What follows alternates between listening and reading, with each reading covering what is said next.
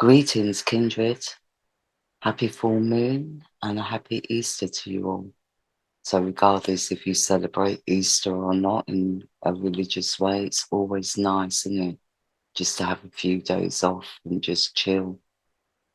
And I think this would be a good time just to chill and maybe a little bit of contemplation, because I would say from here onwards, the energies are becoming more intense.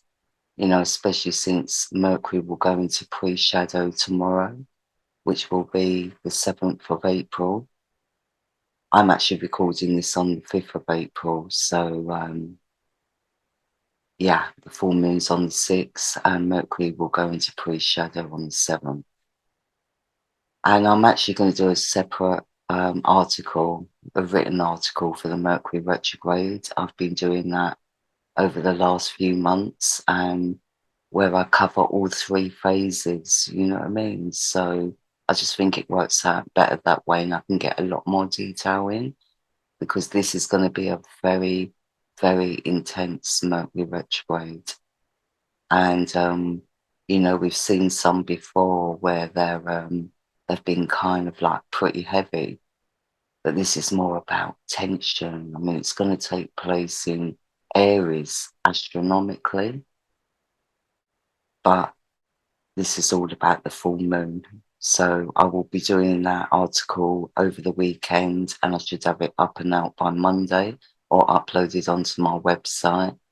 And I haven't done a newsletter actually for a long time, but I need to get back into doing them again. I will be sending out a newsletter with that article, and I can always attach it to the next video, which will be the new moon video. And that will be a new moon solar eclipse. So we've got the eclipses coming up as well. So yeah, kind of an intense time. But at least here in the Northern Hemisphere, we've got the summer coming soon, hopefully. And yeah, let's get on with this full moon. So the full moon will reach its peak in Virgo in the true lifetime sky at 5:34 in the GMT time zone, at 00:34, so 34 minutes past midnight in the EDT time zone, and at 14:34 in the AEDT time zone. So the full moon will reach its peak in Virgo at 21 degrees, and straight away our full moon is creating a T-square towards the goddess Pallas, who's at 19 degrees in Gemini. Now, this little stellium here has been going on since the new moon, and this is all about empowering ourselves and dealing with old abandonment issues or feelings of rejection or just old traumas in general. And in Pisces, Chiron in Pisces is super, super deep. So it stirs up a lot of triggering. It can be a very triggering energy emotionally. But I think with this actual T-square, I mean, Virgo is a very, all the earth signs actually, they're all hard workers. And even Taurus, but sometimes Taurus needs a little bit of a boot up the backside to get him going. But once he's up, he's on it. And he's just constant until the end. So they're kind of like the practical working star signs of the quite earthy, ambitious. But also Virgo is all about our interpersonal relationships, how we evaluate them. Virgo is a good energy for looking into statistics. And basically, if you want your accounts done, I would definitely go to a Virgo. You know what I mean? Because they're just very, very detailed with their evaluations. But then they can become over detailed or over obsessed. They're, like they're supposed to be the warriors of the zodiac. And I think that's because they're always striving for You know, a lot of people say they're perfectionists, and in a way they are, but it's more about exacting. It's more about using the right word or phrasing things in the right way, having things in order, whether that be date order, name order, you know, they're very detailed in that respect. So, you know, with 21, the number 21, I mean, that is the number of sovereignty. And sovereignty doesn't just apply to like leaders, kings, and presidents and prime ministers. It is all about a crowning. And we all have that right, really, to empower ourselves to become our own kind of leader or our own voice, or just being basically in our self-power, in our self-control. And so the moon at 21 degrees in Virgo, it's very, very inspirational at this time. But of course, there's opposition now with this little stellium here, the goddess Vesta, Jupiter, the Sun, and Chiron. So, you know, this conjunction, like I said before, it's very, very empowering. So, you know, Virgo being a bit of the warrior that he is, maybe he's like delaying the movement because like he wants to feel in control. But he's there. He's there. And like this T square towards the goddess Pallas in Gemini, it's like, wow, you know, we are being pushed out of our comfort zones, whether we like it or not. We're having to face up to things, whether we like it or not. And, you know, the goddess Pallas is at 19 degrees. 19 is a pretty good number. I mean, 21 is the number of the sun, which is always in opposition to the full moon.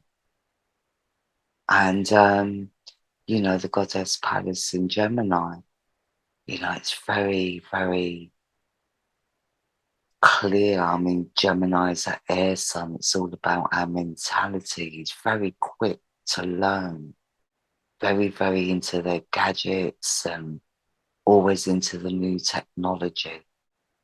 So at 19 degrees, this is especially good for like children. You know, the number 19 is influenced by Leo. So Leo is all about, you know, he's actually ruled by the sun as well. That's why I just feel this is connected in some way. So the Leo energy is ruled by the sun. So I really do feel since the new moon, many of us have really come into our self-power, and the clarity we've got has been really vast, but it has been uncomfortable. And it has taken for us to like, you know, really go over in our minds, you know, am I on the right path, or when is the right time to act, or have I got everything in order? Do you know what I mean? So I think many of us have been really coming into that clarity and coming up even maybe with strategies, or, you know, or even just recognizing patterns and how things lead into things. You know, the only thing that can blind us from that is this continuous grand cross that's been going on for a few weeks now.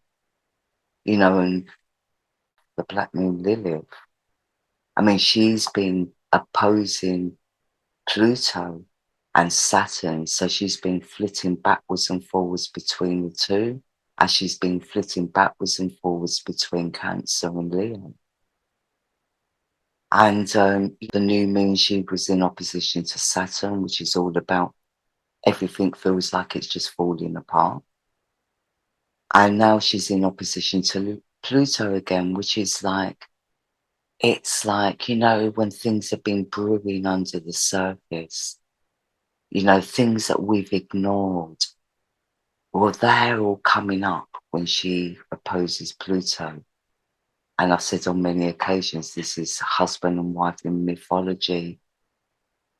And their relationship was very, very dark. That's all I can say, really. It was very dark. It didn't end well, and it created a lot of karma for humanity. And even when she's opposing Saturn, I mean, you know, Saturn is the father of Pluto, and that's all about karma and setting karma for humanity. I mean, Saturn was the first, Saturn in Aquarius, actually.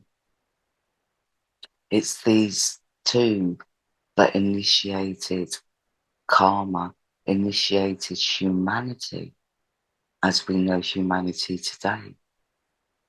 And I'm talking about humans, you know. Don't want to use the word race because I don't really like the word race. And I've even written that on my website under Ophiuchus, which I really want to just take off. Because even if it's interplanetary, you know, race is a very competitive word.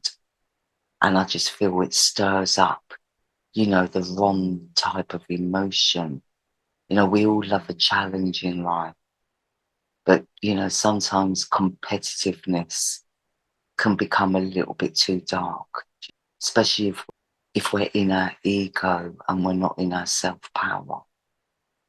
You know, there is a difference about being in self-power and being in ego. So if we're being egocentric, then sometimes we can cut our nose to spite our face.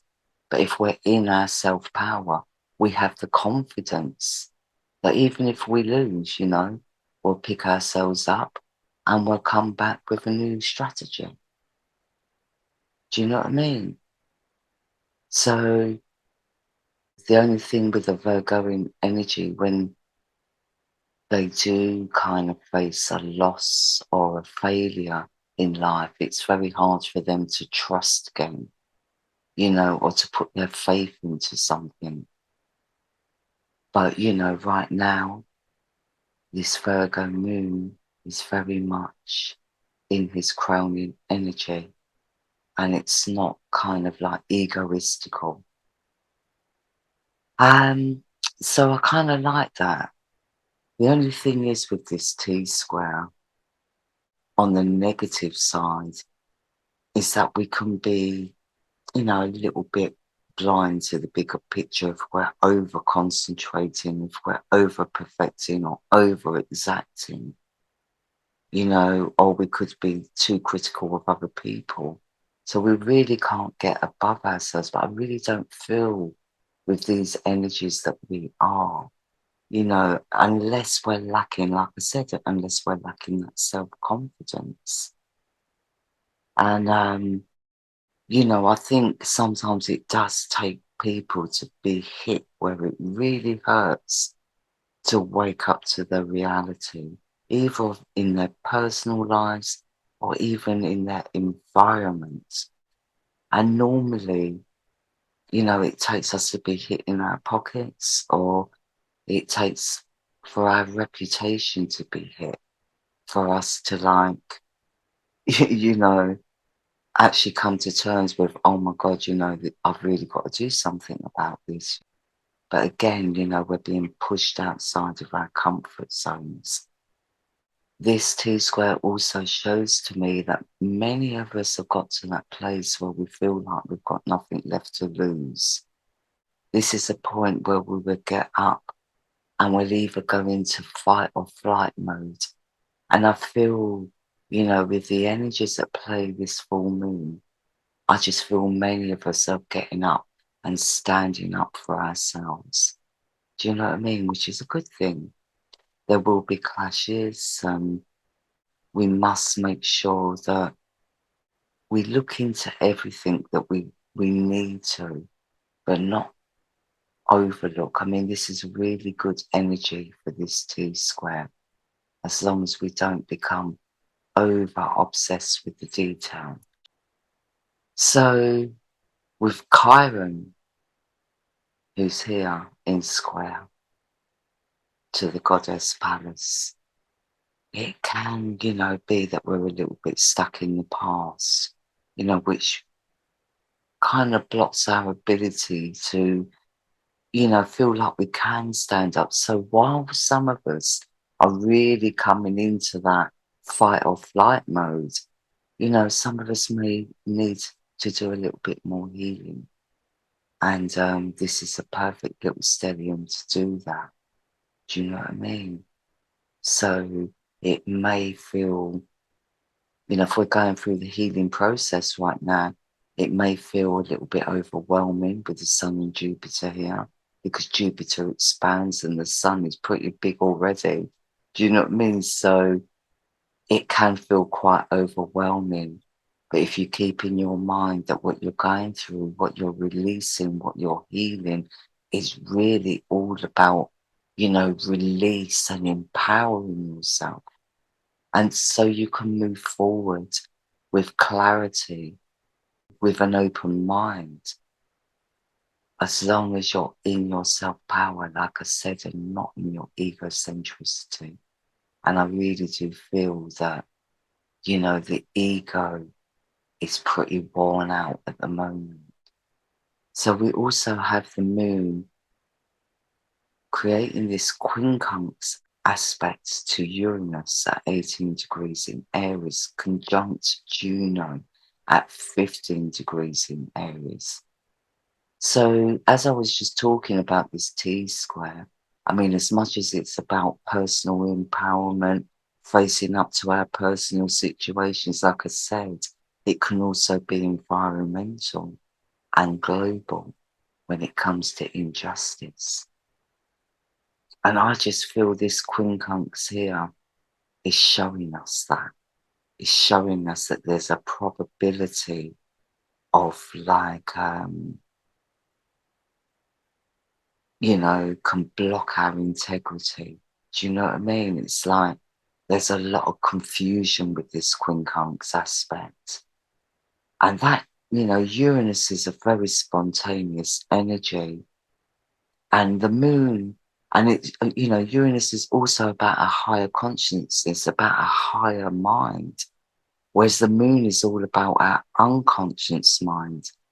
So if we are stuck in the past, if we are stuck there, then we can actually be kind of spontaneous in our mood swings. That's on a personal level. But 18 is quite a difficult number. And it's very much an attacking energy on our spiritual natures by the material. So, we can be deceived. We can be hoodwinked.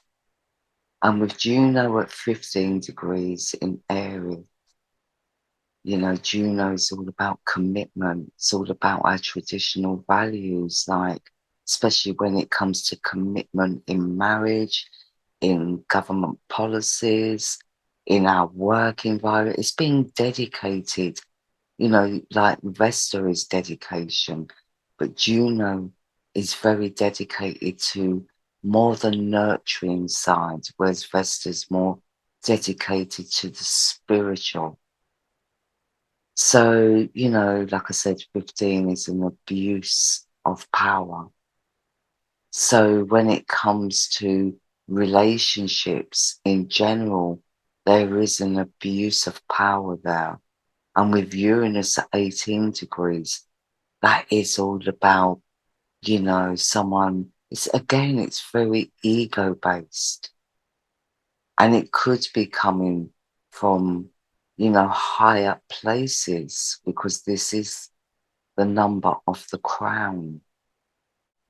But are we in our own sovereignty, or are we being influenced by the traditional crown?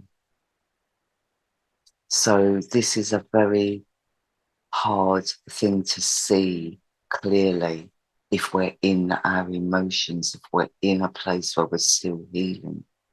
So I think we just need to take that into consideration. And it is time for people to unite. It's time to show respect. You cannot be respected if you're being disrespectful at the end of the day. So we need to get into our self-power. be more in our integrity. Do you know what I mean? Not just rambling off on what we think we know or because someone else said it or anything that's being said. Always question it, always look into it, always confirm that it's true, because I feel this is a time where we can be easily deceived for some of us, especially with this opposition with the Black Moon, Lilith, and Pluto. I mean, Pluto's a very secretive energy, and the Black Moon, she had to be, well, she did some silly things, do you know what I mean? And, you know, she had a big secret that she had to keep and, but, you know, take her life in a completely different direction because of that, which left Pluto in an even more bitter state than what he was in the first place. Do you know what I mean? But it was his bitterness towards his father that really created all the problems with his wife. And yeah, so yeah, it's interpersonal relationships. This full moon is all about our interpersonal relationships, maybe even our international relationships as well. You know, it's about a coming together with like-minded people. But as from the 7th of April, things are going to get really intense. I'm just going to show you the pre-shadow chart quickly. So this is the pre-shadow chart wheel for the 7th of April. I mean, Mercury goes into pre-shadow around 12 p.m. here in the GMT time zone. But look at this grand cross. So at the full moon, the grand cross is pretty thin, but it's really intensified. Now, a grand cross is all about repetitive patterns or cycles. You know, it's like no matter what direction we take, we always seem to end up in the same place. And, you know, I'm going to get into this in my article. You know, the energies are not vastly different from the full moon, but, you know, there is a more intensity to it. And this will continue throughout this Mercury retrograde. So Mercury goes into pre-shadow at 6 degrees in Aries. Now, Mercury will start its retrograde at 16 degrees in Aries, but will retrograde back to 6 degrees. So this is the pre-shadow. And, you know, so he would have caught up to where Juno is now. I think it's, what date is it? I did write it down here. Yeah, on the 21st of April. And that will be the day after the solar eclipse when Mercury goes into full retrograde. So the lead up to that solar eclipse is going to be pretty intense. So we're going to see a lot. And I just feel that more and more people will get clarity. More and more people will be pushed out of their comfort zones. And like I said, sometimes, you know, it takes that kick where we get hit in the pocket or we get hit in our reputation. You know, so it's all about injustices around reputation. It's all about injustices around finances. That's the main theme coming up over the next 2 weeks when it comes to the moon's energy and the other planetary energies as well. But I'm going to link my Pluto enters Capricorn video into the link below, as I said. Anyway, I'm going to leave it there. And as always, sending you peace and much love. Take care.